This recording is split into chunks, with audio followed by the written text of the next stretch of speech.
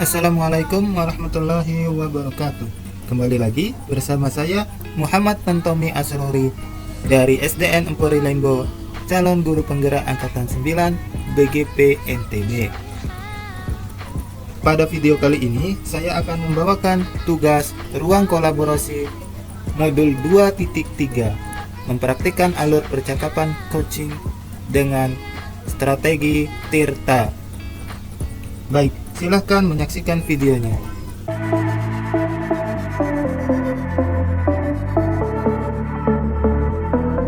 Selamat sore, salam sehat Pak Tommy. Gimana kabarnya? Alhamdulillah baik, Pak Iya. Amin. Kepala kita yang itu harus semangat. Di sore hari ini ya kita ngobrol-ngobrol santai lah, nggak usah terlalu kaku, terlalu tegang. Boleh sambil ngopi, sambil duduk santai. Kita akan ngobrol terkait dengan segala hal. Mungkin ada keluh kesah Pak Tommy terkait dengan masalah di sekolah atau masalah siswanya, mungkin bisa kita diskusi bersama pada sore hari ini. Kita sepakat Pak Tommy ya? Ya. Boleh, silakan Pak Tommy, kira apa nih yang mau kita bicarakan, kita diskusikan sore hari ini Pak Tommy, silakan disampaikan. Baik. Sebenarnya melihat perkembangan teknologi sekarang ini yang sudah serba cepat dan luas, kemudian dimanfaatkan oleh dunia pendidikan untuk meningkatkan kemampuan di dunia pendidikan, khususnya dalam hal mengajar dan mengevaluasi secara digital. Yang contohnya seperti hadirnya ANBK, rapor pendidikan, PMM, LMS, dan sebagainya. Tapi di balik semua program pendidikan yang berbasis digital tersebut, ada beberapa satuan pendidikan dan bahkan siswa saya kelas 5 dituntut harus bisa mengoperasikan komputer atau laptop. Sedangkan lingkungan keluarga, masyarakat, dan bahkan sekolah tempat siswa saya berada tidak mendukung karena tidak adanya listrik dan sinyal. Bahkan mungkin jarang memegang laptop. Segitu Pak Tommy ya? Ya, itu sih. Berarti kalau saya tangkap dari penjelasan Pak Tommy mengeluh dengan rendahnya kemampuan siswa Pak Tommy, terutama di kelas Pak Tommy kelas 5 ya, dalam mengoperasikan komputer ya. Itu Pak Tommy ya? Iya. Nah, sebelum kita lanjut nih Pak Tommy, kira-kira apa sih goalnya atau tujuan Pak Tommy mengajak saya duduk bersama sore ini, ke depannya apa sih terkait dengan masalah tadi, apa sih goal atau tujuan dari obrolan kita sore ini Pak Tommy? Iya, baik. Saya ingin melihat anak didik saya kelas 5 mampu mengoperasikan komputer atau laptop, walaupun secara sederhana. Jadi saya ingin sekali membantu anak didik saya agar mampu mengoperasikan komputer atau laptop secara sederhana, supaya tidak terlalu tertinggal lah oleh perkembangan zaman.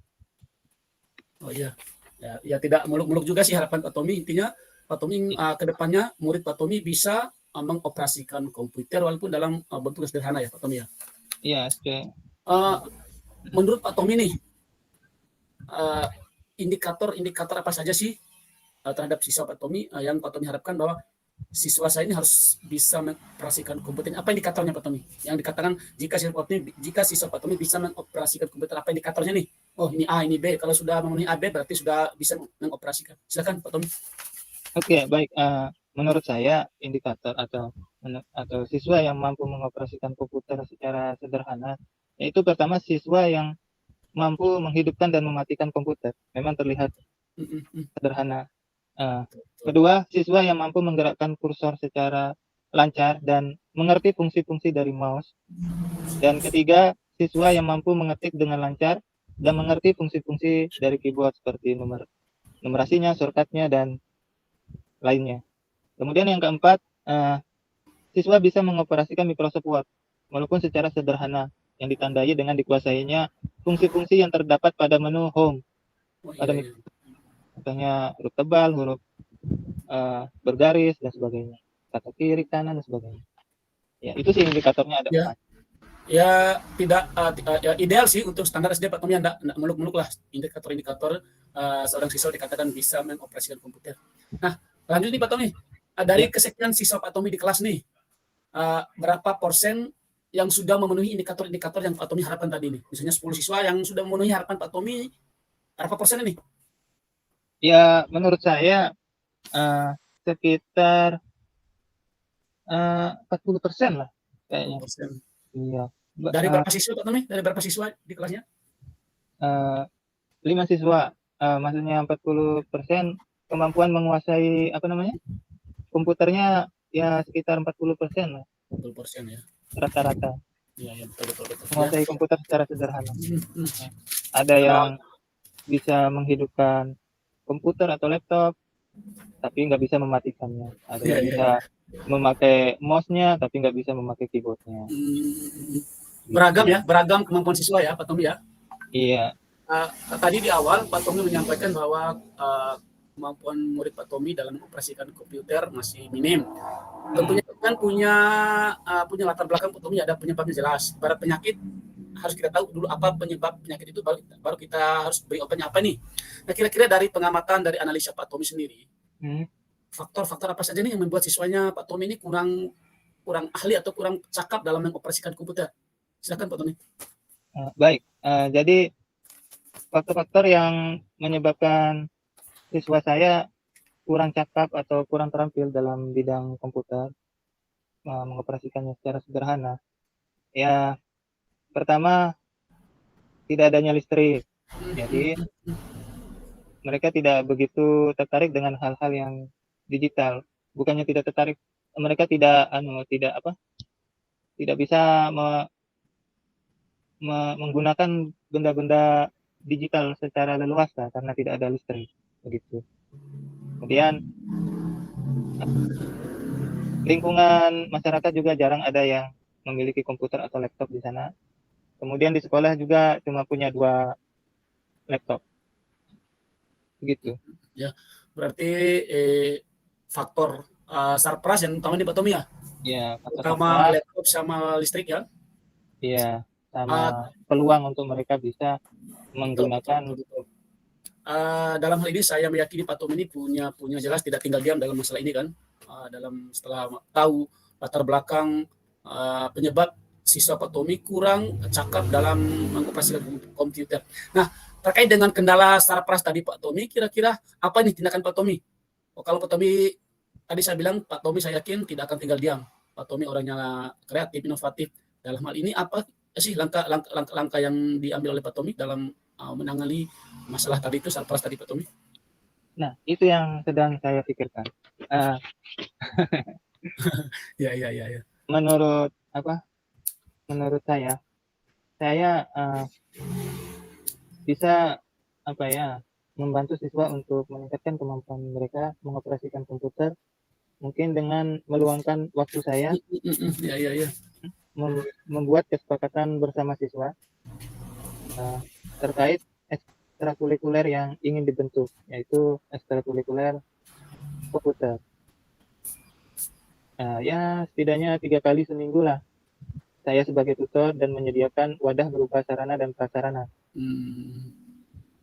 bagi siswa untuk belajar dan berlatih mengoperasikan komputer. Gitu, itu aja Pak Tommy ya? Masih ada? Berarti sungguh inovatif Pak Tommy ini. Dengan keterbatasan sarpras, Pak Tommy menawarkan diri melakukan kegiatan ekstra secara mandiri ya, Tommy ya, dengan membuat jadwal mendampingi siswa. Betul sepakat Pak Tommy. Dalam hal ini Pak Tommy, dengan keterbatasan sarpras tadi, listrik, laptop, pernah nggak Pak Tommy ini mengkomunikasikan dengan atasan Pak Tommy atau curhat dengan Bapak Ibu guru? Gimana nih teman-teman? Saya kepingin sekali siswa saya bisa mengoperasikan komputer loh atau laptop loh, tapi kendalanya ini. Pernah nggak Pak Tommy melakukan hal itu? Ya, pernah. Pernah saya sampaikan kepada kepala sekolah. Tapi kepala sekolah memfokuskan di guru. Guru-gurunya pun tidak begitu mengoperasikan komputer. Bahkan ada guru yang sampai sekarang pun nggak bisa memegang mouse. Gitu. Ya, satu dua orang yang tua-tua itu. Iya, betul. Gitu.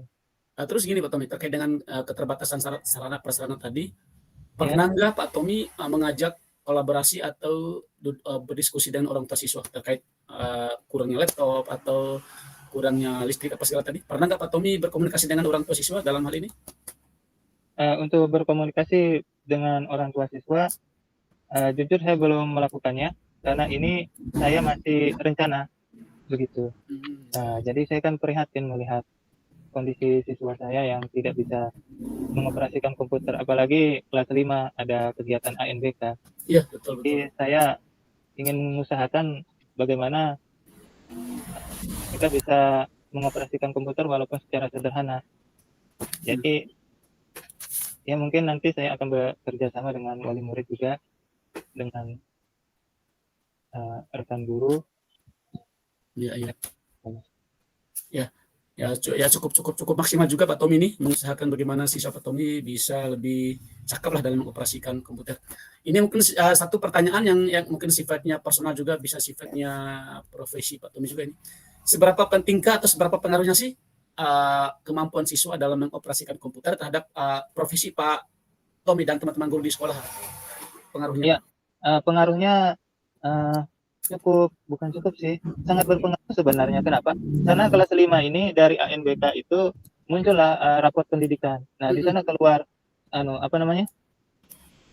sekolah kami, kemampuan sekolah kami, literasinya, numerasinya, bahkan yang lainnya. Profil sekolah yang muncul di sana ya, profil sekolahnya Pak Tommy. Jadi kalau kelas 5 nggak bisa mengoperasikan komputer, sungguh gimana ya, agak rugi. Ironi juga ya. Iya, jadi makanya saya prihatin dan inginlah membantu siswa saya untuk mampu mengoperasikan komputer walaupun secara sederhana. Ya. Lanjut Pak Tommy ya, terkait dengan niat Pak Tommy yang begitu tulus ini, dengan nawa itu yang jelas. Kira-kira kedepannya ini Pak Tommy maunya seperti apa nih? Kalau dikaitkan dengan harapan Pak Tommy di awal tadi itu, kedepannya maunya seperti apa siswanya Pak Tommy ini dengan keterbatasan sarpras tadi? Kedepannya mungkin saya akan melihat jadwal saya akan meluangkan waktu ya setidaknya 3 kali dalam 1 minggu untuk menjadi tutor bagi siswa-siswa saya mengoperasikan komputer secara sederhana. Saya menyediakan sarana dan prasarana dan waktu untuk siswa saya. Ya, cukup mulia juga Pak Tommy. Saya yakin Pak Tommy bisa dengan niat yang tulus, dengan optimis dan semangat, pasti semua masalah bisa kita atasi Pak Tommy. Mulai kapan nih rencana Pak Tommy? Sebulan, seminggu, atau besok lusa gimana nih? Kapan mulai rencananya kegiatan itu? Baik, melihat kondisi saya sekarang, saya akan berusaha mulai mengatur jadwal dulu dan meluangkan waktu saya sebagai tutor kegiatan ekstrakurikuler komputer minggu depan. Ya, minggu depannya. Saya tunggu Pak Tommy ya. Dikabarin saja. Baiklah, di ujung tidak terasa Pak Tommy, sudah cukup panjang percakapan kita. Saya ingin kita merefleksi kembali pertemuan kita ini. Kira-kira bagaimana sekarang perasaan Pak Tommy setelah kita ngobrol panjang ini terkait dengan permasalahan Pak Tommy tadi, dibandingkan dengan perasaan sebelum kita ngobrol tadi Pak Tommy? Dekat. Baik, alhamdulillah. Yang saya rasakan, saya merasa agak plong. Yang di awalnya saya bingung saya harus bagaimana. Untuk di akhir sesi ini saya sudah tahu lah bagaimana cara untuk membantu siswa saya agar bisa mampu mengoperasikan komputer walaupun secara sederhana. Begitulah. Enggak ada suaranya Pak Amir? Sudah plong ya Pak Tommy ya? Ya. Ya, satu pesan saya Pak Tommy, tetap semangat, optimis. Allah tidak akan membebani masalah di luar dari kemampuan umatnya. Ingat itu aja Pak Tommy. Ya, sukses, selamat berjumpa. Terima kasih. Selamat salam untuk keluarga. Assalamualaikum warahmatullahi wabarakatuh. Waalaikumsalam warahmatullahi wabarakatuh. Selamat sore. Salam sejahtera.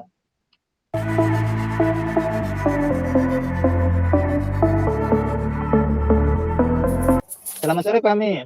Selamat sore Pak Tommy, Kang Tommy. Baik, kita santai-santai aja. Bagaimana kabarnya? Hari ini alhamdulillah seperti yang Pak Tommy lihat masih segar. Walaupun usia sudah masuk kepala 5, harus tetap semangat. Kepala 5. Dia awet muda rupanya. Ini kayak anak 17-an. Ditambah 30. Sudah mulai putih-putih nih. Lanjut Pak Tommy ya. Siap. Begini Pak Amir. Kita akan ngobrol bareng nih ya sekitar 15 menit lah. Nggak lama kok. Untuk memulai obrolan kita sore ini, kira-kira apa yang ingin Pak Amir sampaikan? Masalah pribadi, sekolah, atau yang lainnya? Silahkan Pak Amir. Iya, makasih Pak Tommy. Ngobrol sore ini kita ya santai-santai lah. Terima kasih sudah menemani saya Pak Tommy. Sore hari ini saya ingin sekali curhat dengan Pak Tommy terkait dengan masalah di sekolah saya Pak Tommy. Akhir hari ini satu hal yang membuat saya stres dan pusing juga nih. Di sekolah saya tindakan-tindakan yang tergolong bullying itu Pak Tommy sulit saya minimalisir ini. Hampir tiap hari ada 1-2 kasus yang saya golong dalam tindakan bullying. Ya, tentunya ini berpengaruh pada kenyamanan sekolah saya. Makanya sore ini saya ngajak Pak Tommy ngobrol bareng, mungkin ada solusi dari Pak Tommy, kita duduk bersama. Itu sih Pak Tommy. Siap, luar biasa. Baik, dari obrolan kita sore ini, apa yang ingin Pak Amir dapatkan kira-kira? Betul, tidak banyak yang saya harapkan Pak Tommy terkait dengan masalah ini. Saya berharap ke depannya sekolah saya itu ya bebas dari bullying sih, tidak ada lagi yang saling ngejeng, berkelahi antara siswa antar guru. Nantinya sekolah saya ke depannya saya harapkan bebas dari tindakan-tindakan bullying sih Pak Tommy. Tidak banyak harapan saya. Itu aja Pak Tommy harapan saya ke depannya. Tidak ada bullying lagi. Ya. Baik Pak Amir, bisakah Pak Amir memberikan gambaran nih tentang apa yang sebenarnya terjadi terkait bullying di sekolah Bapak? Gimana? Kurang dengar Pak Tommy. Saya ulangi ya. Bisakah Pak Amir memberikan gambaran nih tentang apa yang sebenarnya terjadi terkait bullying di sekolah Bapak? Ya, gambaran. Ya, gambaran umumnya Tommy.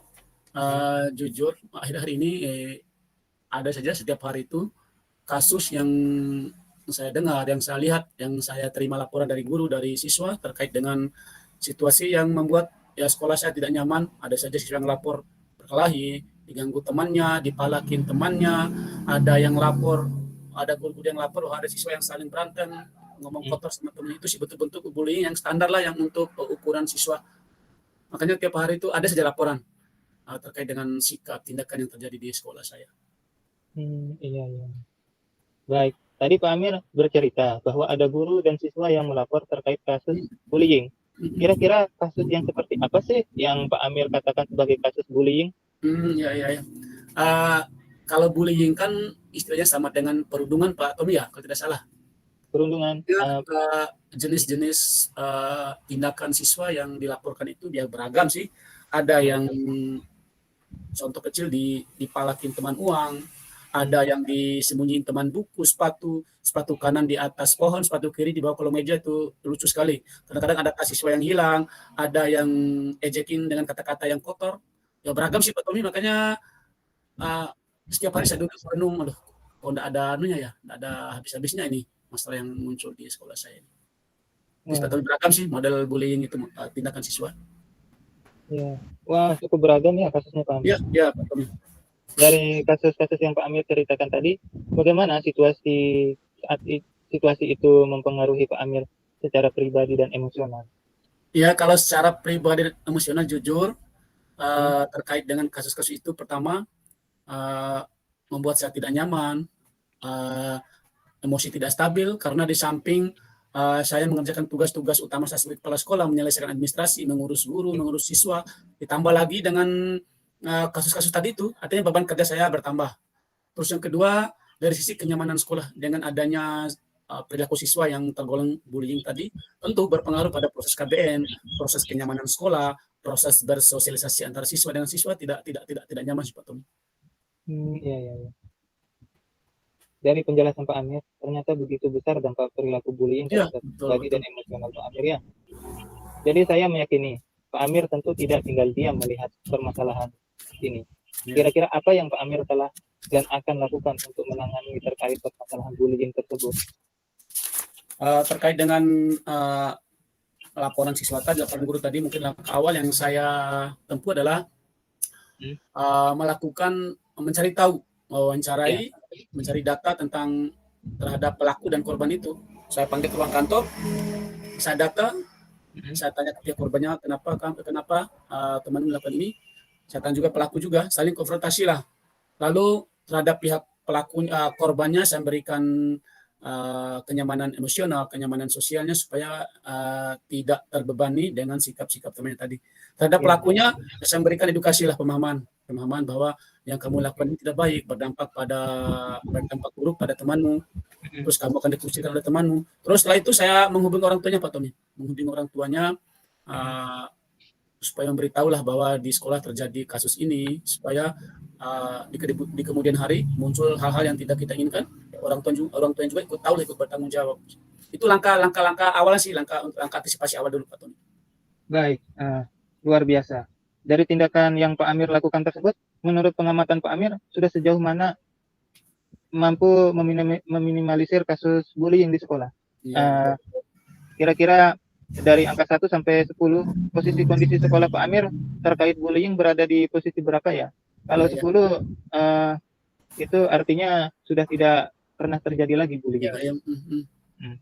Kalau ditanya perubahan pasca tindakan saya tadi itu, alhamdulillah Pak Tommy, karena salah satu bentuk yang kami lakukan di sekolah adalah kegiatan setiap pagi itu kami adakan apel pagi dengan siswa dan guru-guru. Nah, momen itu kita manfaatkan, salah satunya kita memberikan edukasi kepada siswa, kepada guru-guru, kepada warga sekolah bahwa tindakan bullying itulah tindakan yang sangat rugi, yang sangat membahayakan stabilitas sekolah.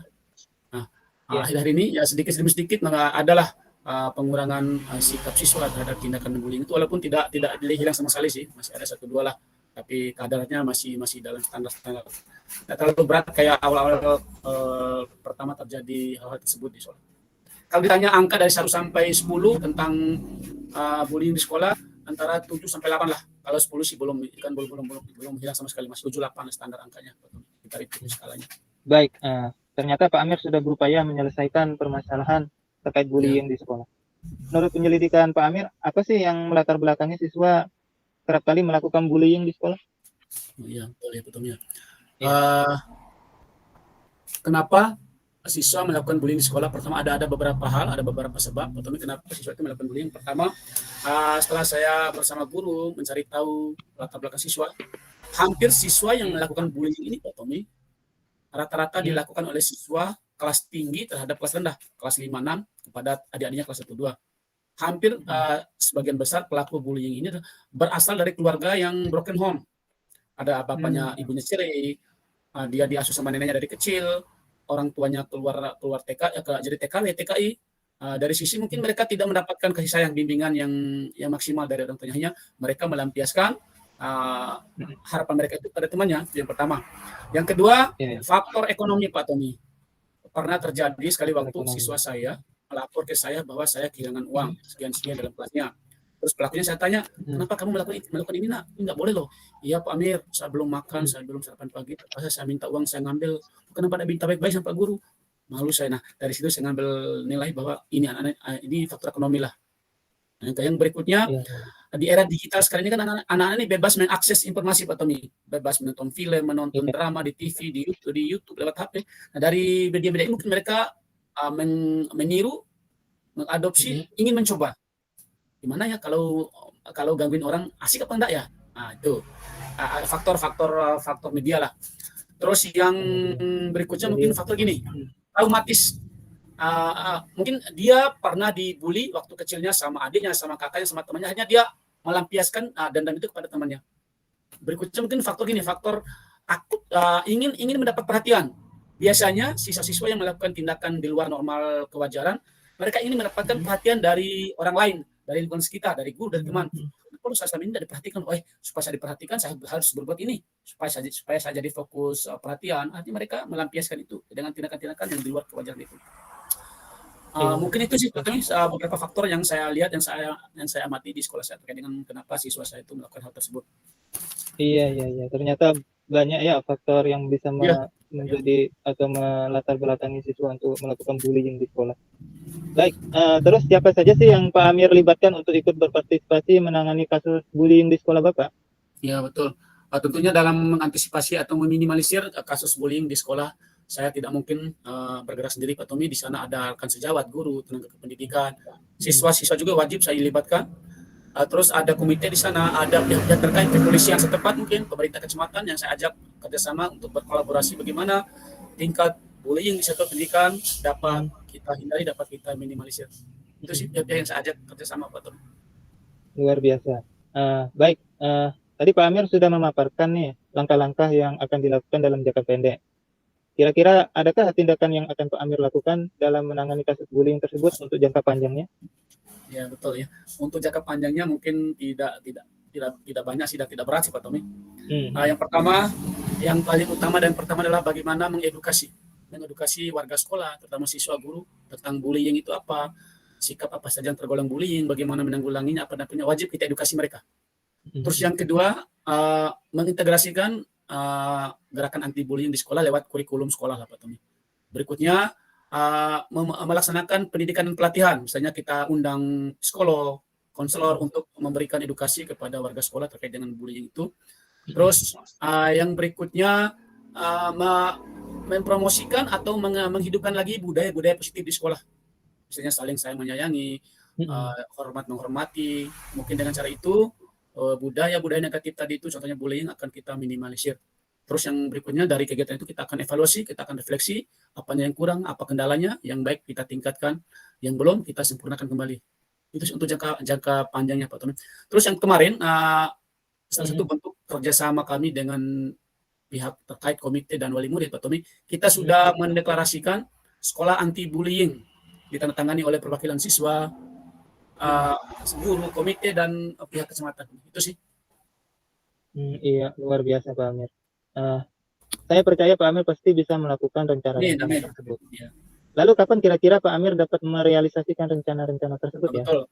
Ini rencana yang tidak ece-ecean Pak Tommy ya. Tentunya kita butuh persiapan, kita butuh regulasi yang jelas. Artinya ke depannya mungkin saya akan berkoordinasi dengan rekan guru, mendiskusikan dengan komite, dengan wali murid terkait dengan rencana ke depan ini, supaya apa yang kita impikan, yang kita wujudkan jadi sekolah yang bebas dari bullying dapat terlaksana, dapat tercetus Pak Tommy. Insya Allah mungkin awal-awal tahun saya mulai melaksanakan ini, kan akhir bulan ini menjelang semesteran kita sibuk, mungkin awal tahun 2024 insya Allah kita mulai melaksanakan itu. Doakan Pak Tommy ya. Awal tahun.